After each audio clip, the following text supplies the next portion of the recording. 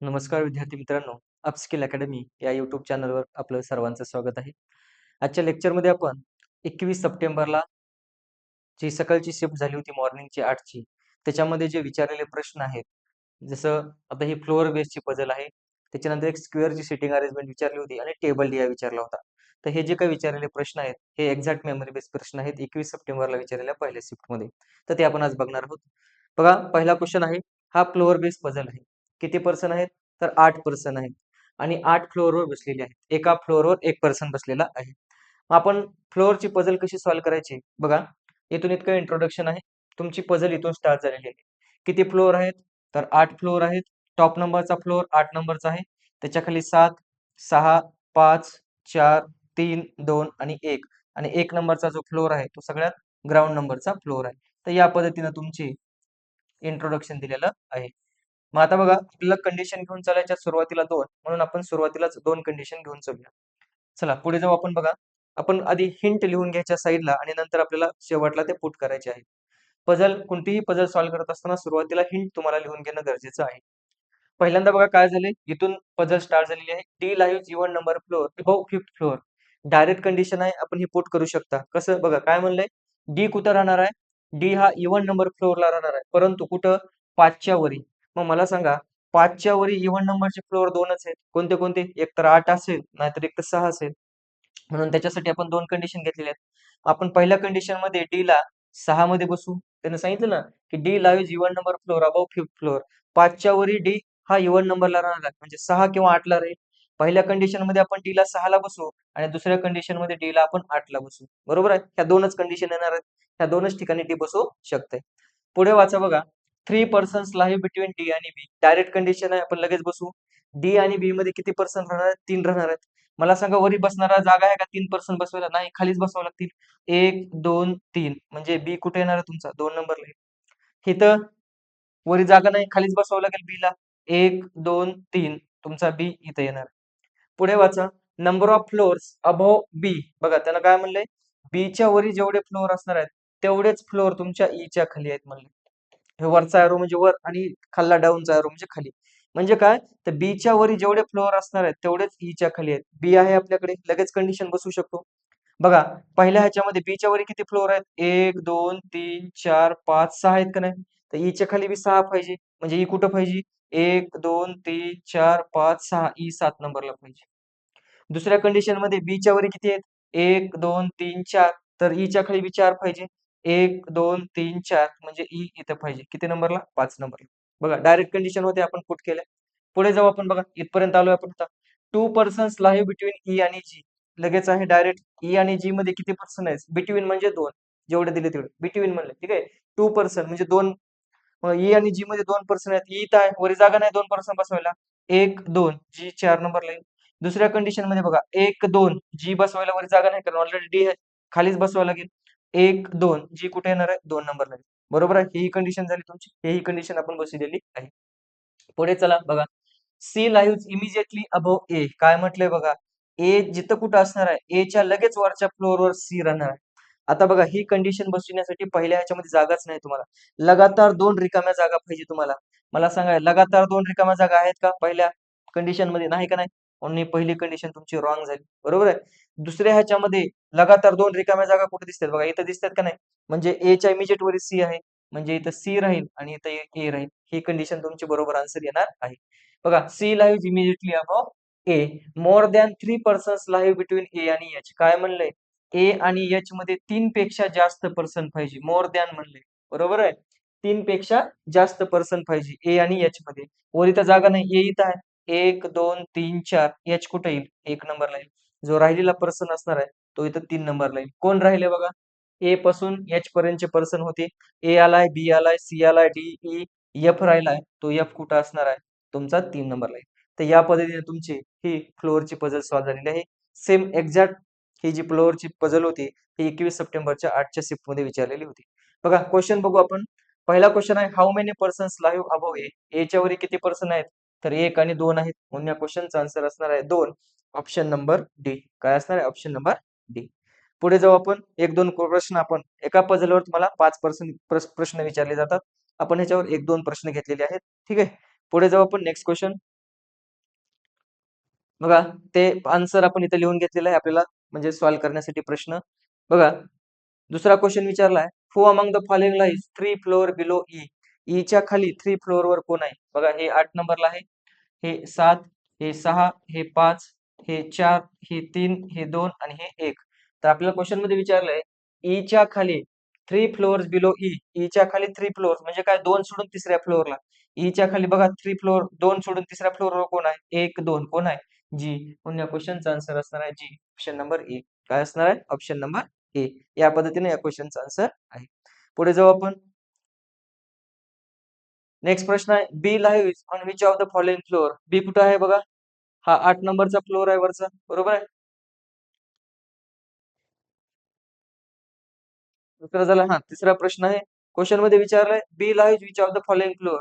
बघा हे 8 नंबर, हे 7, हे 6, हे 5 आणि हे 4. बी कोणत्या फ्लोअरला आहे? 4थ्या फ्लोअरला आहे. पण या क्वेश्चनचा आन्सर असणार आहे ऑप्शन नंबर बी. काय असणार आहे? ऑप्शन नंबर बी.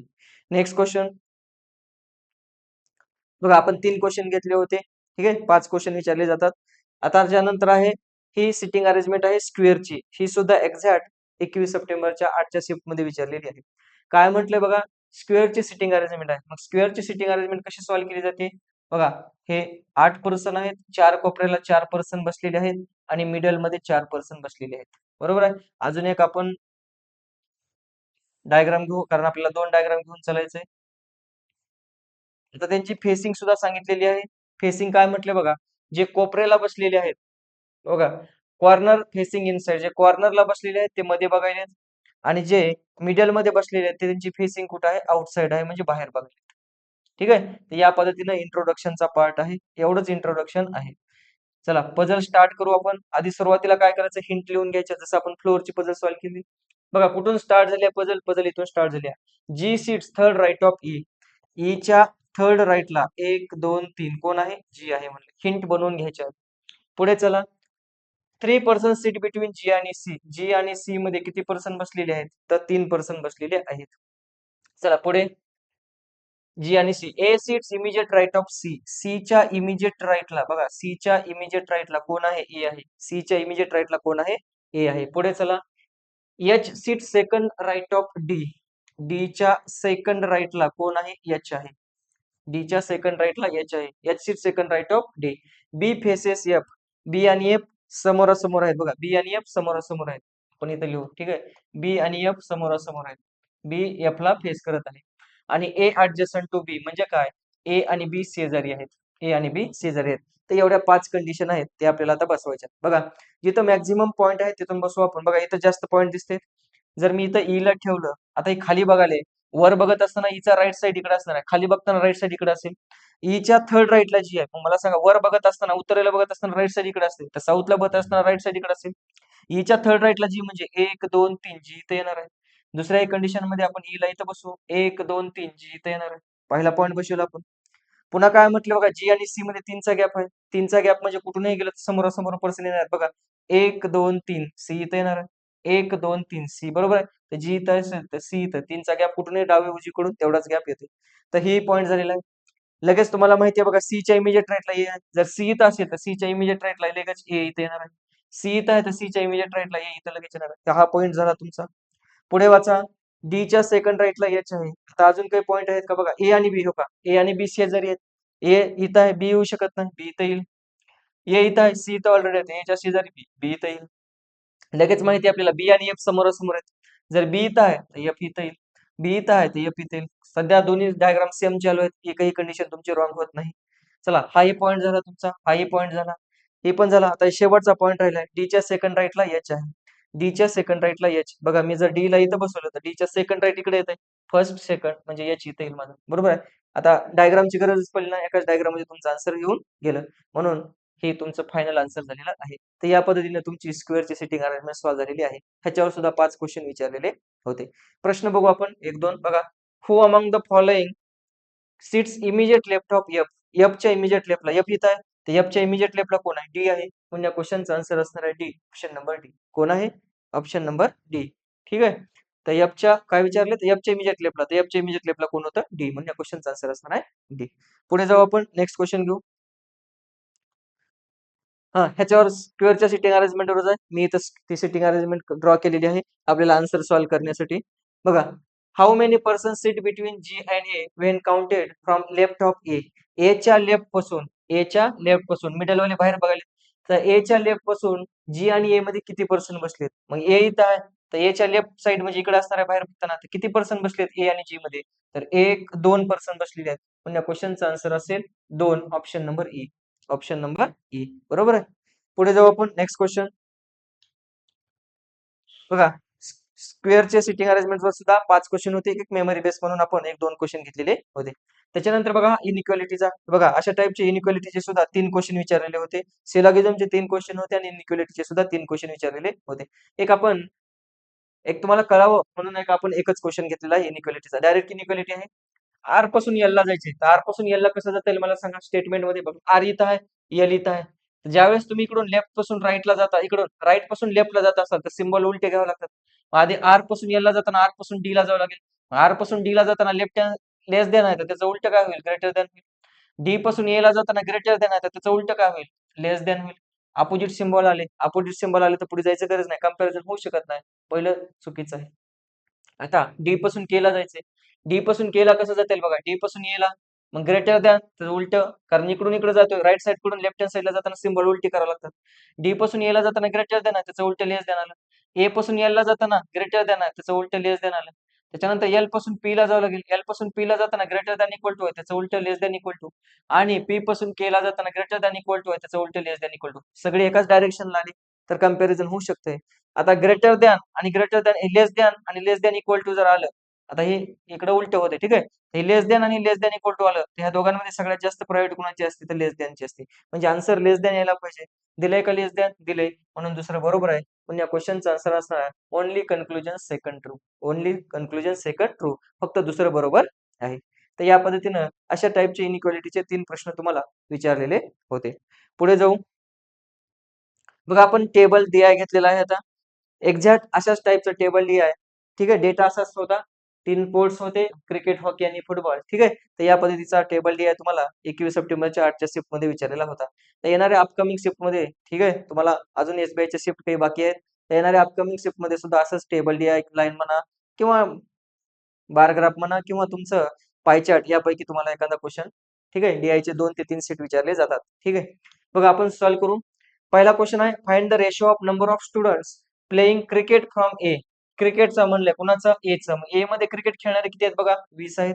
तर ह्याचा रेशो घ्यायचा आहे. ए मध्ये क्रिकेट खेळणारे 20 आहेत, तर ह्याचा रेशो घ्यायचा आहे कुणासोबत, playing cricket A to the number of students playing football from B. B मधले फुटबॉल, बी मध्ये फुटबॉल खेळणारे किती आहेत, 36 आहेत. तर ह्या दोघांचा रेशो काय घ्यायचा आहे तुम्हाला, रेशो विचारला डायरेक्ट.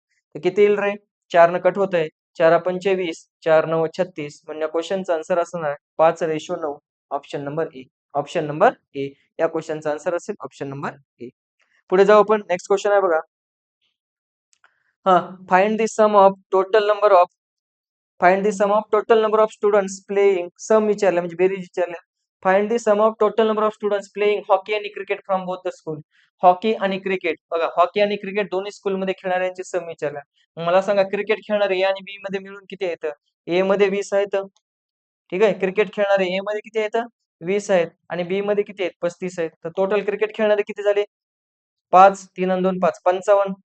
त्याच्यानंतर अजून क्रिकेट आणि दुसरं काय म्हणले, फुटबॉल खेळणारे, ठीक आहे. हा प्रश्न झाला आपला रेशो. हा प्रश्न होता, find the sum of total number of students playing hockey आणि क्रिकेट. हॉकी आणि क्रिकेट खेळणारे म्हटलंय, ठीक आहे. मग मला सांगा, हॉकी आणि क्रिकेट हे वरचं, क्रिकेट खेळणारे ए मध्ये 20 आहेत आणि क्रिकेट खेळणारे बी मध्ये 35 आहेत. तर टोटल किती झाली, 55 झाली. हे क्रिकेट खेळणारे झाले ए आणि बी मध्ये, बरोबर आहे.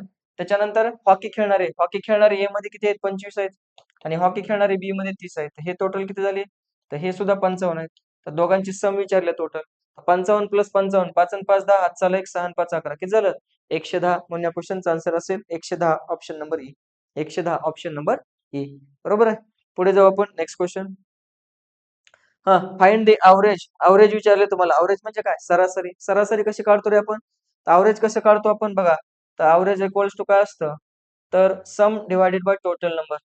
सम डिवायडेड बाय टोटल नंबर या पद्धतीने आपण अवरेज काढतो. कुणाचं अवरेज विचारलंय, students playing cricket in A. A मध्ये क्रिकेट खेळणारे किती आहेत? 20 आहेत. ह्याच्यासोबत अवरेज कोणाचं घ्यायचं आणि फुटबॉल इन बी, बी मध्ये फुटबॉल खेळणारे किती आहेत? 36 आहेत. ह्या दोघांचं अवरेज विचारलंय. टोटल सम भागिले टोटल नंबर अवरेज. 36 प्लस 20 किती? 6 आणि 0 6 आणि 3 आणि 2 5. 56 भागिले 2, तर 56 भागिले 2 किती येईल? बेदोन्ही 4 उरला, एक झाली 16, बेआठी 16. म्हणजे या दोघांचं अवरेज किती येईल? 28. म्हणून या क्वेश्चनचा आन्सर असणार आहे 28, ऑप्शन नंबर बी. किती असणार आहे? 28, ऑप्शन नंबर बी.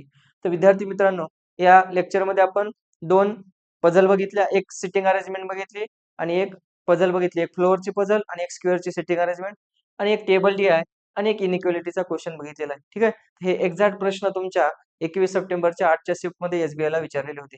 तर अशाच टाईपचे मेमरी बेस्ड प्रश्न आपण अजून काही व्हिडिओमध्ये घेणार आहोत. धन्यवाद.